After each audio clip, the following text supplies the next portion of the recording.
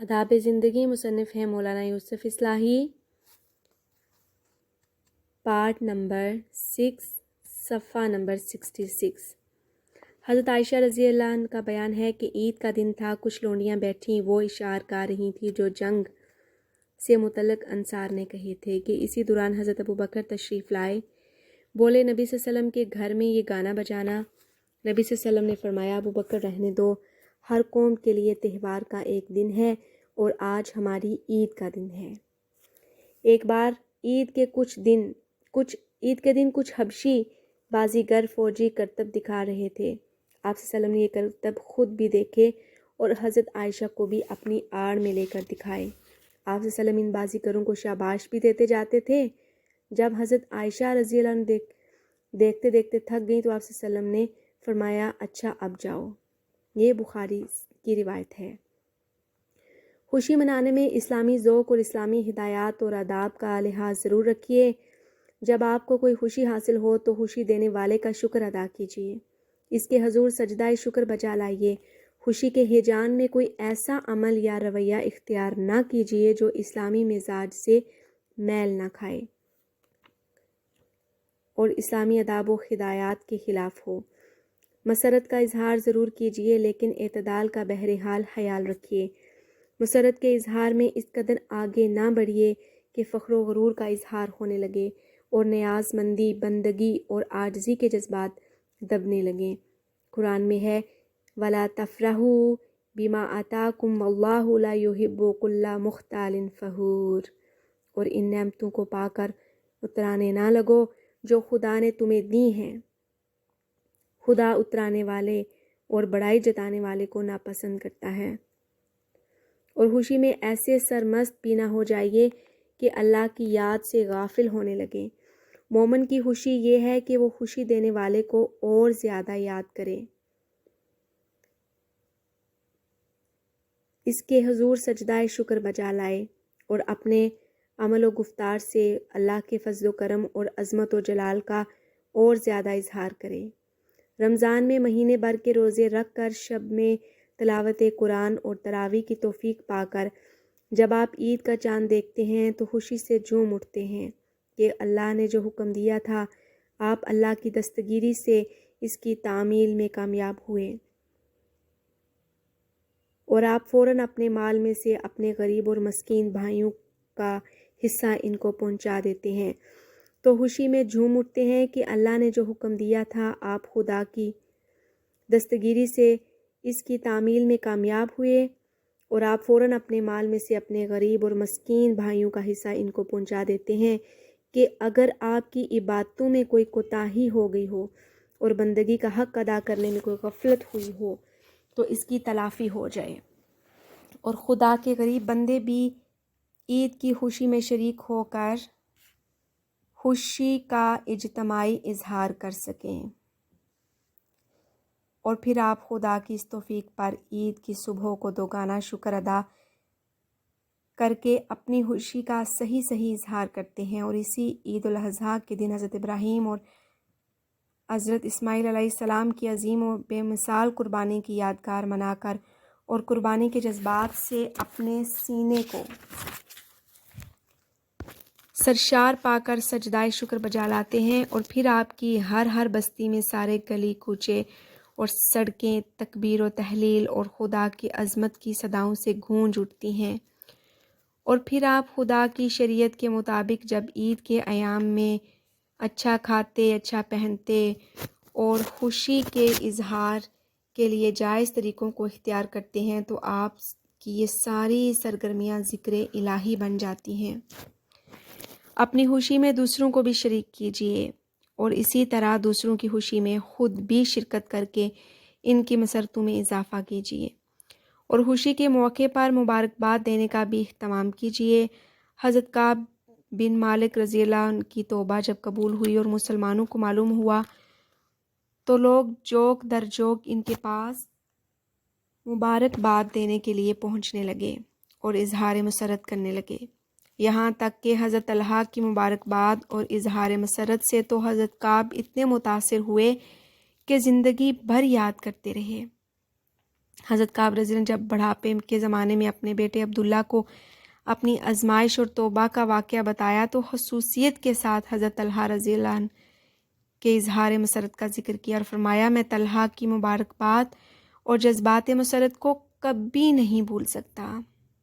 خود نبی صلی اللہ علیہ وسلم نے بھی جب حضرت کعب کو قبولیت توبہ کی خوشخبری سنائی تو انتہائی خوشی کا اظہار کرتے ہوئے فرمایا، کعب یہ تمہاری زندگی کا سب سے زیادہ خوشی کا دن ہے۔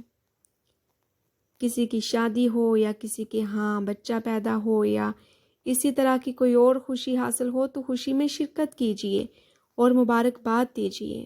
حضرت ابو ہریرہ فرماتے ہیں کہ نبی صلی اللہ علیہ وسلم جب کسی کے نکاح پر اس کو مبارکباد دیتے تو یوں فرماتے، بارک اللہ لکا و بارک علیکما و جمع بینکما فی خیر۔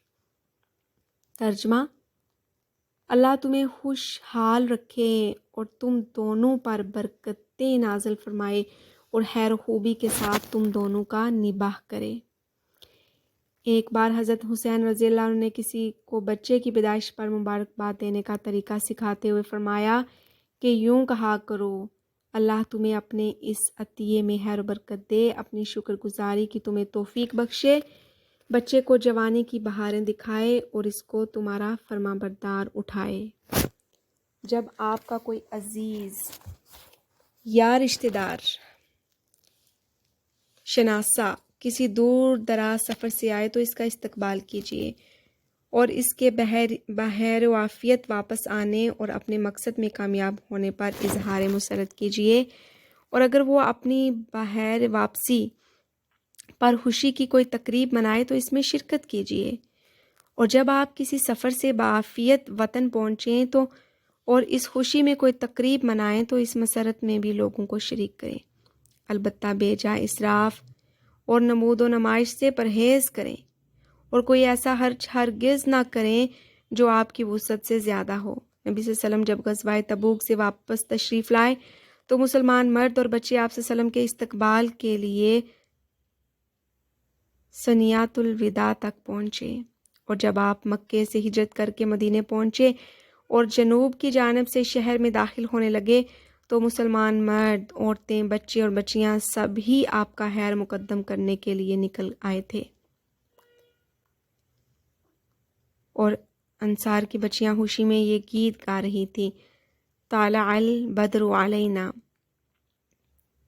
من ثنیات الوداع وجب الشکر علینا ما دعا للہ داعی ایہا المبعوث فینا جئت بالامر المطاعی، یعنی آج ہم پر 14ویں کا چاند طلوع ہوا، جنوبی پہاڑی ثنیات الوداع سے ہم پر شکر واجب ہے اس دعوت و تعلیم کا کہ داعی نے ہمیں اللہ کی طرف بلایا۔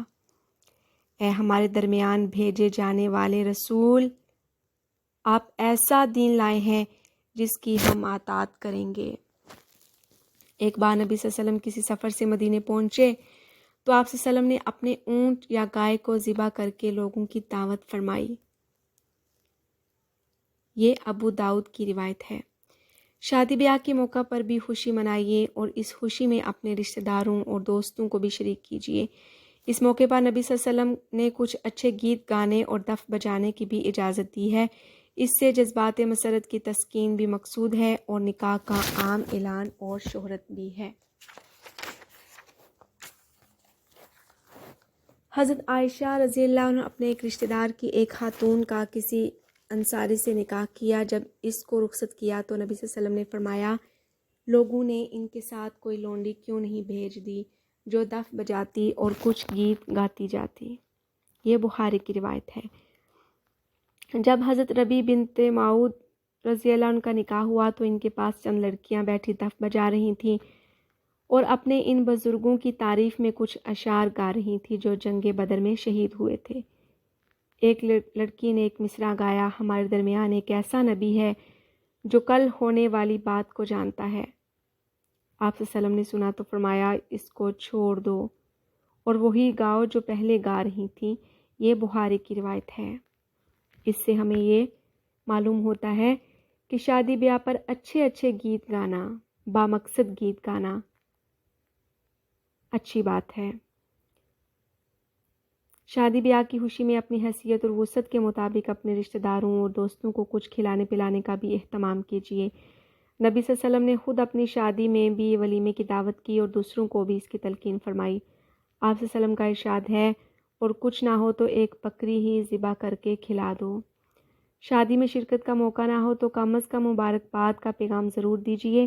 نکاح، شادی اور اسی طرح کے دوسرے خوشی کے موقعوں پر تحفے دینے سے تعلقات میں تازگی اور استواری پیدا ہوتی ہے اور محبت میں گرمی اور اضافہ ہوتا ہے۔ ہاں، اس کا لحاظ ضرور رکھیے کہ تحفہ اپنی حیثیت کے مطابق دیجیے اور نمود و نمائش سے بچتے ہوئے اپنے اخلاص کا احتساب ضرور کرتے رہیے۔ حسن بندگی، مسجد کے آداب۔ خدا کی نظر میں روئے زمین کا سب سے زیادہ بہتر حصہ وہ ہے جس پر مسجد تعمیر کی جائے۔ اللہ سے پیار رکھنے والے کی پہچان یہ ہے کہ وہ مسجد سے بھی پیار رکھتے ہیں۔ قیامت کے ہیبت ناک دن میں جب کہیں کوئی سایہ نہ ہوگا، خدا اس دن اپنے اس بندے کو اپنے عرش کے سائے میں رکھے گا جس کا دل مسجد میں لگا رہتا ہو۔ نبی صلی اللہ علیہ وسلم کا ارشاد ہے، وہ شخص عرش کے سائے میں ہوگا جس کا دل مسجد میں اٹکا رہتا ہو۔ یہ بخاری کی حدیث ہے۔ مسجد کی خدمت کیجیے اور اس کو آباد رکھیے۔ مسجد کی خدمت کرنا اور اس کو آباد رکھنا ایمان کی علامت ہے۔ اللہ پاک کا ارشاد ہے کہ انما یأمر مساجد اللہ من آمن باللہ والیوم الآخر۔ خدا کی مسجد کو وہی لوگ آباد رکھتے ہیں جو خدا پر اور قیامت کے دن پر ایمان رکھتے ہیں۔ فرض نمازیں ہمیشہ مسجد میں جماعت سے پڑھیے۔ مسجد میں جماعت اور اذان کا باقاعدہ نظم رکھیے اور مسجد کے نظام سے اپنی پوری زندگی کو منظم کیجیے۔ مسجد ایک ایسا مرکز ہے کہ مومن کی پوری زندگی اسی کے گرد گھومتی ہے۔ نبی صلی اللہ علیہ وسلم نے فرمایا، مسلمانوں میں بعض لوگ وہ ہیں جو مسجدوں میں جمع رہتے ہیں اور وہاں سے ہٹتے نہیں ہیں۔ فرشتے ایسے لوگوں کے ہم نشین ہوتے ہیں۔ اگر یہ لوگ غائب ہو جائیں تو فرشتے ان کو تلاش کرتے پھرتے ہیں، اور اگر بیمار پڑ جائیں تو فرشتے ان کی بیمار پرسی کرتے ہیں، اور اگر کسی کام میں لگے ہوں تو فرشتے ان کی مدد کرتے ہیں۔ مسجد میں بیٹھنے والا اللہ کی رحمت کا منتظر ہوتا ہے۔ یہ مسند احمد کی روایت ہے۔ مسجد میں نماز کے لیے ذوق و شوق سے جائیے۔ نبی صلی اللہ علیہ وسلم نے فرمایا، صبح و شام مسجد میں نماز کے لیے جانا ایسا ہے جیسے جہاد کے لیے جانا۔ اور یہ بھی فرمایا، جو لوگ صبح کے اندھیرے میں مسجد کی طرف جاتے ہیں، قیامت میں ان کے ساتھ کامل روشنی ہوگی۔ اور یہ بھی فرمایا کہ نماز با جماعت کے لیے مسجد میں جانے والے کا ہر قدم ایک نیکی کو واجب اور ایک گناہ کو مٹاتا ہے۔ سبحان اللہ۔ مسجد کو صاف ستھرا رکھیے۔ مسجد میں جھاڑو دیجیے، کوڑا کرکٹ صاف کیجیے، خوشبو لگائیے۔ خاص طور پہ جمعے کے دن مسجد کو خوشبو میں بسانے کی کوشش کیجیے۔ نبی صلی اللہ علیہ وسلم کا ارشاد ہے، مسجد میں جھاڑو دینا، مسجد کو پاک و صاف رکھنا، مسجد کا کوڑا کرکٹ باہر پھینکنا، مسجد میں خوشبو سلگانا، بالخصوص جمعے کے دن مسجد کو خوشبو میں بسانا جنت میں لے جانے والے کام ہیں۔ اور نبی صلی اللہ علیہ وسلم نے یہ بھی فرمایا، مسجد کا کوڑا کرکٹ صاف کرنا حسین آنکھوں والی حور کا مہر ہے۔ مسجد میں ڈرتے لرزتے جائیے۔ داخل ہوتے وقت السلام علیکم کہیے اور خاموش بیٹھ کر اس طرح ذکر کیجیے کہ اللہ کی عظمت و جلال آپ کے دل پر چھائی ہو۔ ہنستے بولتے غفلت کے ساتھ مسجد میں داخل ہونا غافلوں اور بے ادبوں کا کام ہے، جن کے دل اللہ کے خوف سے خالی ہیں۔ بعض لوگ امام کے ساتھ رکوع میں شریک ہونے اور رکعت پا لینے کے لیے مسجد میں دوڑتے ہیں۔ یہ مسجد کے احترام کے خلاف ہے۔ رکعت ملے یا نہ ملے، سنجیدگی، وقار اور عاجزی کے ساتھ مسجد میں چلیے۔ اور بھاگ دوڑ سے پرہیز کیجیے۔ مسجد میں سکون سے بیٹھیے اور دنیا کی باتیں نہ کیجیے۔ مسجد میں شور مچانا، ٹھٹھا مذاق کرنا، بازار کے بھاؤ پوچھنا اور بتانا، دنیا کے حالات پر تبصرہ کرنا اور خرید و فروخت کا بازار گرم کرنا مسجد کی بے حرمتی ہے۔ مسجد خدا کی عبادت کا گھر ہے، اس میں صرف عبادت کیجیے۔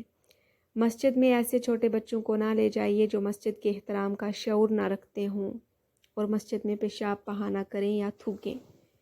مسجد کو گزرگاہ نہ بنائیے۔ مسجد کے دروازے میں داخل ہونے کے بعد مسجد کا یہ حق ہے کہ آپ اس میں نماز پڑھیں یا بیٹھ کر ذکر و تلاوت کریں۔ اگر آپ کی کوئی چیز کہیں باہر گم ہو جائے تو اس کا اعلان مسجد میں نہ کیجیے۔ نبی صلی اللہ علیہ وسلم کی مسجد میں اگر کوئی شخص اس طرح اعلان کرتا تو آپ صلی اللہ علیہ وسلم ناراض ہوتے اور یہ کلمہ فرماتے، لا رد اللہ علیک ضالتک، خدا تجھ کو تیری گمی ہوئی چیز نہ ملائے۔ مسجد میں داخل ہوتے وقت پہلے دایاں پاؤں رکھیے اور نبی صلی اللہ علیہ وسلم پر درود و سلام بھیجیے، پھر یہ دعا پڑھیے، اللہم افتح لی ابواب رحمتک، کہ اللہ میرے لیے اپنی رحمت کے دروازے کھول دے۔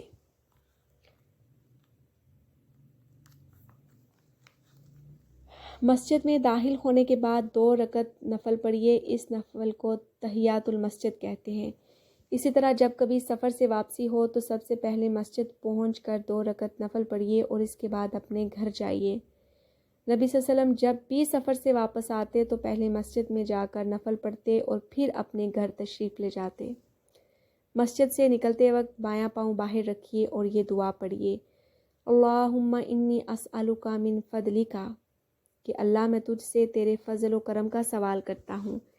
مسجد میں باقاعدہ اذان اور نماز باجماعت کا نظم قائم کیجیے اور مؤذن اور امام اور ان لوگوں کو بنائیے جو دین و اخلاق کو بحیثیت مجموعی سب سے بہتر ہوں۔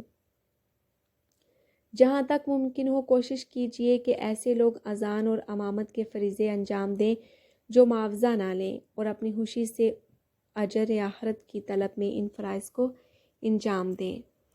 اذان کے بعد یہ دعا پڑھیے، نبی صلی اللہ علیہ وسلم نے فرمایا، جس شخص نے اذان سن کر یہ دعا مانگی قیامت کے دن وہ میری شفاعت کا حقدار ہوگا۔ یہ بخاری کی روایت ہے۔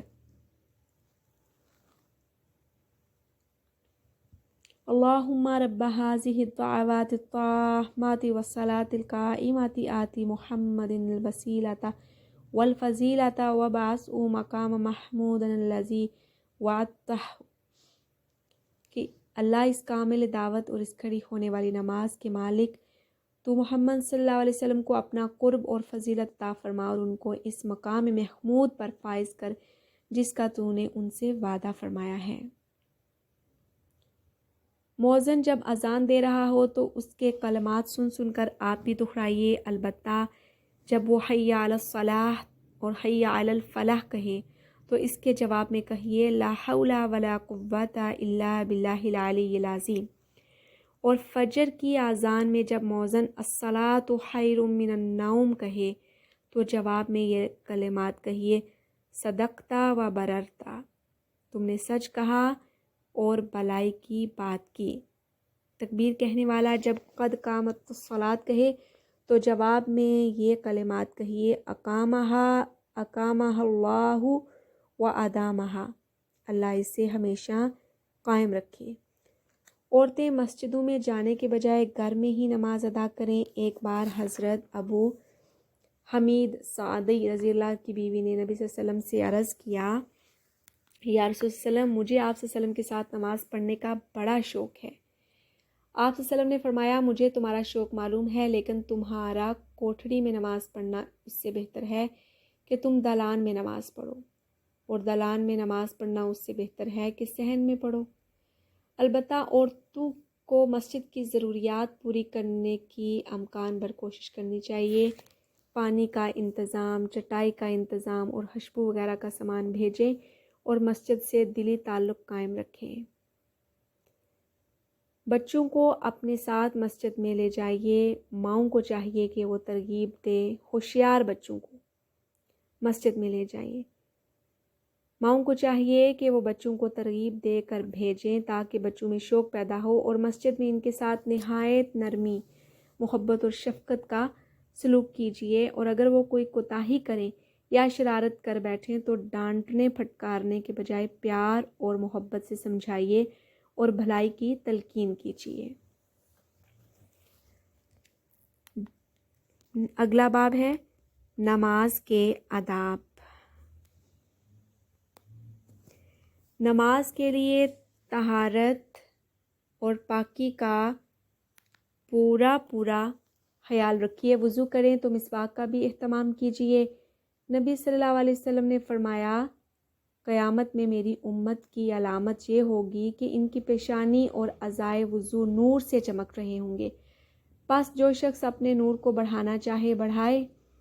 صاف ستھرے، سنجیدہ، مہذب اور سلیقے کے کپڑے پہن کر نماز ادا کیجیے۔ قرآن مجید میں ہے، یا بنی آدم خذوا زینتکم عند کل مسجد۔ اے آدم کے بیٹو، ہر نماز کے موقع پر اپنی زینت سے آراستہ ہو جایا کرو۔ وقت کی پابندی سے نماز ادا کیجیے۔ ارشاد باری تعالیٰ ہے، ان الصلاۃ کانت علی المؤمنین کتابا موقوتا۔ مومنوں پر وقت کی پابندی سے نماز فرض کی گئی ہے۔ حضرت عبداللہ بن مسعود نے ایک بار نبی صلی اللہ علیہ وسلم سے پوچھا، یا رسول اللہ صلی اللہ علیہ وسلم، خدا کے نزدیک کون سا عمل سب سے زیادہ محبوب ہے؟ آپ صلی اللہ علیہ وسلم نے فرمایا، نماز کو اس کے وقت پر ادا کرنا۔ اور نبی صلی اللہ علیہ وسلم نے یہ بھی فرمایا، خدا نے 5 نمازیں فرض کی ہیں، جس شخص نے ان نمازوں کو ان کے مقررہ وقت پر اچھی طرح وضو کر کے خشوع و خضوع سے ادا کیا تو خدا پر اس کی مغفرت و نجات کی کوئی ذمہ داری خدا پر اس کا یہ حق ہے کہ وہ اس کو بخش دے، اور جس نے ان نمازوں میں کوتاہی کی تو خدا پر اس کی مغفرت و نجات کی کوئی ذمہ داری نہیں، چاہے تو عذاب دے اور چاہے تو بخش دے۔ نماز ہمیشہ جماعت سے پڑھیے۔ اگر کبھی جماعت نہ ملے تب بھی فرض نماز مسجد میں ہی پڑھنے کی کوشش کیجیے، البتہ سنتیں گھر پڑھنا بھی اچھا ہے۔ نبی صلی اللہ علیہ وسلم کا ارشاد ہے، جو شخص 40 دن تک تکبیر اولیٰ کے ساتھ نماز با جماعت پڑھے وہ دوزخ و نفاق دونوں سے محفوظ کر دیا جاتا ہے۔ یہ ترمذی کی روایت ہے۔ اور نبی صلی اللہ علیہ وسلم نے یہ بھی فرمایا، اگر لوگوں کو نماز با جماعت کا اجر و ثواب معلوم ہو جائے اور وہ 1000 مجبوریوں کے باوجود بھی جماعت کے لیے دوڑ کر آئیں۔ جماعت کی پہلی صف ایسی ہے جیسے فرشتوں کی صف۔ تنہا نماز پڑھنے سے 2 آدمیوں کی جماعت بہتر ہے، پھر جتنے آدمی زیادہ ہوں گے اتنی ہی یہ جماعت خدا کو زیادہ محبوب ہوتی ہے۔ نماز سکون کے ساتھ پڑھیے اور رکوع سجود اطمینان کے ساتھ ادا کیجیے۔ رکوع سے اٹھنے کے بعد اطمینان کے ساتھ سیدھے کھڑے ہو جائیے، پھر سجدے میں جائیے۔ اسی طرح دونوں سجدوں کے درمیان بھی مناسب وقفہ کیجیے اور دونوں سجدوں کے درمیان یہ دعا پڑھ لیجیے، اللہم اغفر لی ورحمنی واہدنی واجبرنی وعافنی وارزقنی۔ خدایا تو میری مغفرت فرما، مجھے سیدھی راہ پر چلا، میری شکستہ حالی دور فرما، مجھے سلامتی دے اور مجھے روزی عطا کر۔ نبی صلی اللہ علیہ وسلم کا ارشاد ہے کہ جو شخص نماز کو اچھی طرح ادا کرتا ہے، نماز اس کو دعائیں دیتی ہے کہ خدا اسی طرح تیری بھی حفاظت کرے جس طرح تو نے میری حفاظت کی۔ اور نبی صلی اللہ علیہ وسلم نے یہ بھی فرمایا کہ بدترین چوری نماز کی چوری ہے۔ لوگوں نے پوچھا، یا رسول اللہ صلی اللہ علیہ وسلم، نماز میں کوئی کیسے چوری کرتا ہے؟ فرمایا، رکوع اور سجدے ادھورے کر کے۔ اذان کی آواز سنتے ہی نماز کی تیاری شروع کر دیجئے اور وضو کر کے پہلے سے مسجد میں پہنچ جائیے اور خاموشی کے ساتھ صف میں بیٹھ کر جماعت کا انتظار کیجیے۔ اذان سننے کے بعد سستی اور تاخیر کرنا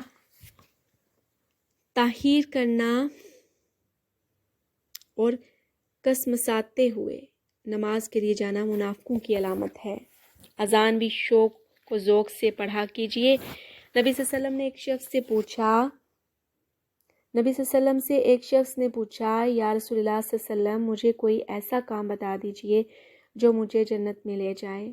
آپ صلی اللہ علیہ وسلم نے فرمایا، نماز کے لیے اذان دیا کرو۔ آپ صلی اللہ علیہ وسلم نے یہ بھی فرمایا، مؤذن کی آواز جہاں تک پہنچتی ہے اور جو اس کی آواز سنتا ہے وہ قیامت میں مؤذن کے حق میں گواہی دے گا۔ جو شخص جنگل میں بکریاں چراتا ہو اور اذان کا وقت آنے پر اونچی آواز سے اذان کہے تو جہاں تک اس کی آواز جائے گی قیامت کے دن ساری چیزیں اس کے حق میں گواہی دیں گی۔ یہ بخاری کی روایت ہے۔ اگر آپ امام ہیں تو تمام آداب و شرائط کا اہتمام کرتے ہوئے نماز پڑھائیے اور مقتدیوں کی سہولت کا لحاظ کرتے ہوئے اچھی طرح امامت کیجیے۔ نبی صلی اللہ علیہ وسلم نے فرمایا، جو امام اپنے مقتدیوں کو اچھی طرح نماز پڑھاتے ہیں اور یہ سمجھ کر پڑھاتے ہیں کہ ہم اپنے مقتدیوں کی نماز کے ضامن ہیں، ان کو اپنے مقتدیوں کی نماز کا اجر بھی ملتا ہے۔ جتنا ثواب ان نمازیوں کو ملتا ہے اتنا ہی امام کو بھی ملتا ہے، اور نمازیوں کے اجر و ثواب میں کوئی کمی نہیں کی جاتی۔ نماز اس طرح خشوع و خضوع سے پڑھیے کہ دل پر اللہ کی عظمت و جلال کی ہیبت طاری ہو اور خوف و سکون چھایا ہوا ہو۔ نماز میں بلا وجہ ہاتھ پیر ہلانا، بدن گھجانا، داڑھی میں ہلال کرنا، ناک میں انگلی ڈالنا، کپڑے سنبھالنا سخت بے ادبی کی حرکتیں ہیں۔ ان سے سختی کے ساتھ پرہیز کرنا چاہیے۔ نماز کے ذریعے خدا سے قرب حاصل کیجیے۔ نماز اس طرح پڑھیے کہ گویا آپ خدا کو دیکھ رہے ہیں، یا کم از کم یہ احساس رکھیے کہ خدا آپ کو دیکھ رہا ہے۔ نبی صلی اللہ علیہ وسلم نے فرمایا، بندہ اپنے رب سے سب سے زیادہ قریب اس وقت ہوتا ہے جب وہ اس کے حضور سجدہ کرتا ہے۔ بس جب تم سجدہ کرو تو سجدے میں خوب دعا کیا کرو۔ نماز شوق و ذوق کے ساتھ پڑھیے۔ مارے بندے کی رسمی نماز در حقیقت نماز نہیں ہے۔ ایک وقت کی نماز پڑھنے کے بعد دوسری نماز کا بے چینی اور شوق سے انتظار کیجیے۔ ایک دن مغرب کی نماز کے بعد کچھ لوگ عشاء کی نماز کا انتظار کر رہے تھے۔ نبی صلی اللہ علیہ وسلم تشریف لائے اور آپ صلی اللہ علیہ وسلم اس قدر تیز تیز چل کر آئے کہ آپ صلی اللہ علیہ وسلم کی سانس چڑھ گئی تھی۔ آپ صلی اللہ علیہ وسلم نے فرمایا، لوگو خوش ہو جاؤ، تمہارے رب نے آسمان کا ایک دروازہ کھول کر تمہیں فرشتوں کے سامنے کیا اور فخر کرتے ہوئے فرمایا، دیکھو میرے بندے ایک نماز ادا کر چکے ہیں اور دوسری نماز کا انتظار کر رہے ہیں۔ یہ ابن ماجہ کی روایت ہے۔ غافلوں اور لاپرواہوں کی طرح جلدی جلدی نماز پڑھ کر سر سے بوجھ نہ اتاریے، بلکہ حضور قلب کے ساتھ خدا کو یاد کیجیے اور دل و دماغ، احساسات، جذبات اور افکار و خیالات ہر چیز سے پوری طرح خدا کی طرف رجوع ہو کر پوری یکسوئی اور دھیان کے ساتھ نماز پڑھیے۔ نماز وہی نماز ہے جس میں خدا کی یاد ہو۔ منافقوں کی نماز خدا کی یاد سے خالی ہوتی ہے۔ نماز کے باہر بھی نماز کا حق ادا کیجیے اور پوری زندگی کو نماز کا آئینہ بنائیے۔ قرآن میں ہے، نماز بے حیائی اور نافرمانی سے روکتی ہے۔ نبی صلی اللہ علیہ وسلم نے ایک انتہائی اثر انگیز تمثیل میں اس طرح اس کو پیش کیا۔ آپ صلی اللہ علیہ وسلم نے ایک سوکھی ٹہنی کو زور زور سے ہلایا، ٹہنی میں لگے ہوئے پتے ہلانے سے جھڑ گئے، اور اس کے بعد آپ صلی اللہ علیہ وسلم نے قرآن کی یہ آیت تلاوت فرمائی، وَأَقِمِ الصَّلَاةَ طَرَفَيِ النَّهَارِ وَزُلَفًا مِّنَ اللَّيْلِ إِنَّ الْحَسَنَاتِ یُذْہِبْنَ السَّیِّئَاتِ ذَلِکَ ذِکْرَىٰ لِلذَّاکِرِینَ۔ ترجمہ سورہ ہود۔ اور نماز قائم کرو دن کے دونوں کناروں پر، یعنی فجر اور مغرب، اور کچھ رات گئے پر، بلا شبہ نیکیاں برائیوں کو مٹا دیتی ہیں۔ یہ نصیحت ہے نصیحت حاصل کرنے والوں کے لیے۔ نماز میں ٹھہر ٹھہر کر قرآن شریف پڑھیے اور نماز کے دوسرے اذکار بھی ٹھہر ٹھہر کر پوری توجہ، دل کی آمادگی اور طبیعت کی حاضری کے ساتھ پڑھیے۔ سمجھ سمجھ کر پڑھنے سے شوق میں اضافہ ہوتا ہے اور نماز واقعی نماز بن جاتی ہے۔ نماز پابندی سے پڑھیے اور کبھی ناغہ نہ کیجیے۔ مومنوں کی خوبی ہی یہ ہے کہ وہ پابندی کے ساتھ بلا ناغہ نماز پڑھتے ہیں۔ ارشاد باری تعالیٰ ہے الا المصلین الذین هم علی صلاتهم دائمون، مگر نمازی وہی لوگ ہیں جو اپنی نمازوں کا پابندی کے ساتھ اہتمام کرتے ہیں۔